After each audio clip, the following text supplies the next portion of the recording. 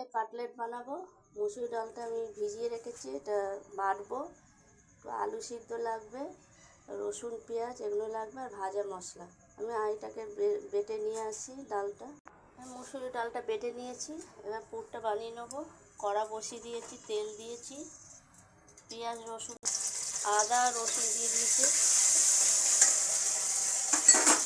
পেঁয়াজ দেবো 1 চামচ, বড় চামচ।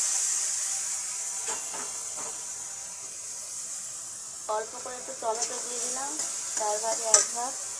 একটু নুন দিলাম, একটু হলুদ দিলাম।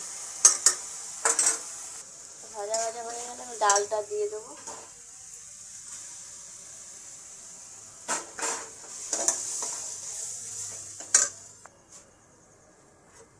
একটু গরম মশলা দিয়ে দিলাম, আর আলুটা অর্ধেকে 4 ভাগে একটা দিয়েছি। একটা আলুকে 4 ভাগ করে 1 ভাগ দিয়েছি। একটু চটকে নিয়ে এর সঙ্গে মিশিয়ে দেবো। হয়ে গেছে পুরটা। একটু চিনি দিয়ে দিলাম, আর ভাজা মশলা দিলাম একটু অল্প করে, এই চামচে 8 চামচের মতন দিলাম। এবার নামিয়ে নিয়েছি। একটু ঠান্ডা হোক, আর কাটলেট আকারেই বানাবো। কাটলেট আকারে এরকম তৈরি করে নিয়েছি, 4টে হয়েছে। আর আমি একটু বেসন নিয়েছি, সামান্য একটু চালের গুঁড়ো, ব্যাটার তৈরি করব। একটু নুন দেবো, আর এই ভাজা মশলা অল্প করে দিয়ে দেবো। দিয়ে এটাকে আমি একটা ব্যাটার তৈরি করছি। আমি একটু জল, নুন আর একটু গুঁড়ো মশলা দিয়ে আমি ব্যাটারটা তৈরি করে নিয়েছি। এবার এটাকে ডোবাবো, হাত দিয়েই করছি। আর আমি চিড়েটাকে ভেজে নিয়েছিলাম কারি পাতা দিয়ে, মচমচ করে তেল ছাড়া ভেজে নিয়ে আমি এটাই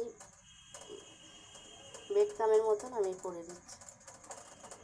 খুব সুন্দর লাগবে মচমচে। আর একটা করে দেখাচ্ছি। আমি চিড়ে দিয়ে কোট করে নিয়েছি, কত সুন্দর হয়েছে দেখুন কাটলেটগুলো।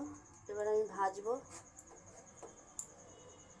সুন্দর কাটলেট হয়েছে আমার, সব তৈরি হয়েছে। এবার কড়া বসিয়ে দিয়েছি, তেল দিয়ে দিয়েছি, সাদা তেলে ভাজবো।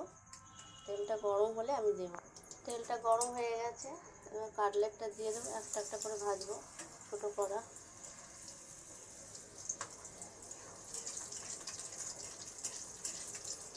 মুসুরি ডালের কাটলেটটা খুব সুন্দর লাগবে খেতে।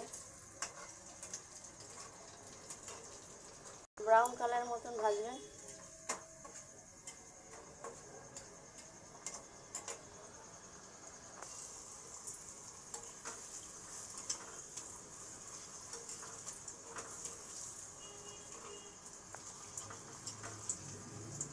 দেখুন কত সুন্দর হয়েছে।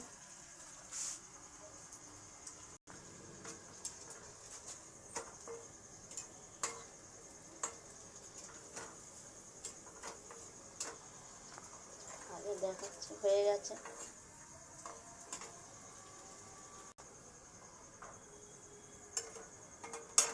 গ্যাসটা বন্ধ করে দিলাম, হয়ে গেছে।